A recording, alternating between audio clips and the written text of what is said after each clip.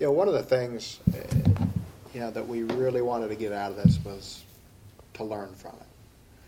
We had some camps in the organization that thought the driver should be chastised or disciplined for what had occurred, and we really wanted to look at what really got him there, and that's why we took the direction we did with the investigation. And the assistance that we got from CAL FIRE, from Chief Lannon, helped us do that. And we wanted to look at it really, really objectively. And once we were done with the objective look at it, what are the lessons here? I think in my career, I've seen it done a couple ways. I've seen kind of the Phoenix model, where the history of the Phoenix Fire Department is when they have something really bad happen, they put together a very detailed report and send it out to the entire fire service so that everybody has the opportunity to learn from their mistakes. I've seen other organizations who are less than frank about what really happened, if you ever see a report at all. So there's a tremendous learning opportunity that got lost, and we just didn't want that to happen. We wanted to make sure that, A, we learned the lesson, and that whatever lessons that we learned, that we shared with everybody else. Our cultural history is, first we're going to have a trial, and then we're going to have us a hanging. Yeah. And we didn't want to do it that way. We wanted to, the guy that was driving the vehicle was a great employee. As Tim said, he was trying to do the right thing for the right reasons. How did he get into that position? What made him make that decision? Yeah. And is there something we could do as a fire service organization that can help him make a better decision next time, whether it's driving that piece of apparatus or in any operation? And if we don't look at why people made those decisions, we're missing the really important lessons. Well, and the damage was done at that point.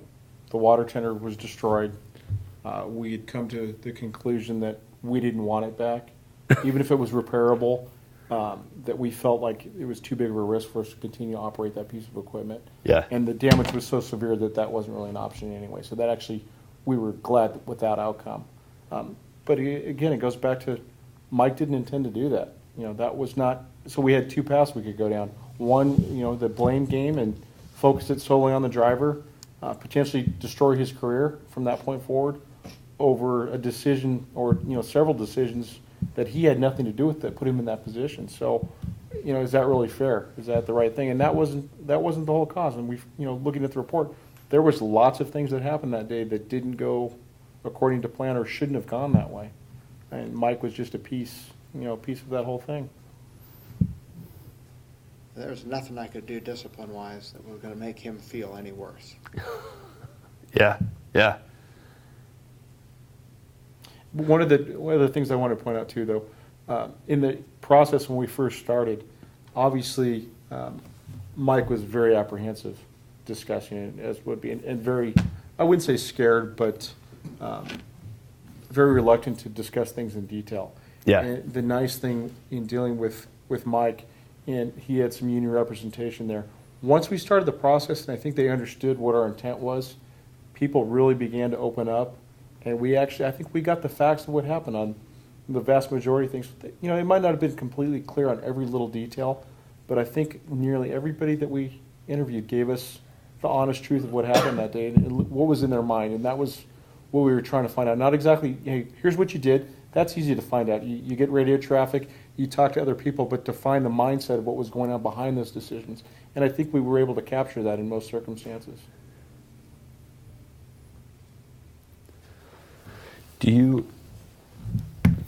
Why do you think people were so open? There's a mishap that happened recently that I've been hearing stories about. They're having a hell of a time investigating it because everyone who is involved or even kind of involved won't say anything. They don't want to talk. And you're telling me that the guys the folks on your department were willing to share not only what they did and saw and heard and didn't do, but what they were thinking at the time, or something like what their mindset was at the time. Why? Why do you think they were willing to be frank with you? I think that they realized, and maybe not initially, maybe not in the first 2 or 3 hours of this, Yeah. but I think that they came to the conclusion, once things started, that we were trying to do the right thing. We weren't looking to assign blame. That we weren't on a mission to damage somebody's reputation or focus blame solely on one person. We were trying to find out really what happened, Yeah. and prevent it from happening again in the future. And I think that was a good perspective. The union bought into that and understood that was our focus, and really helped it open up the discussion with the people involved. Yeah. I think their comfort level increased, and once everybody had that mindset that we were not looking, we weren't out gunning for somebody, and I think they finally understood that, and that really helped facilitate things.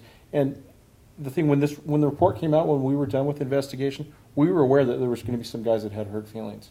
Even though there's no names in the report, our agency's small enough, everybody knows exactly who was involved, who was in what position, and that was kind of challenging.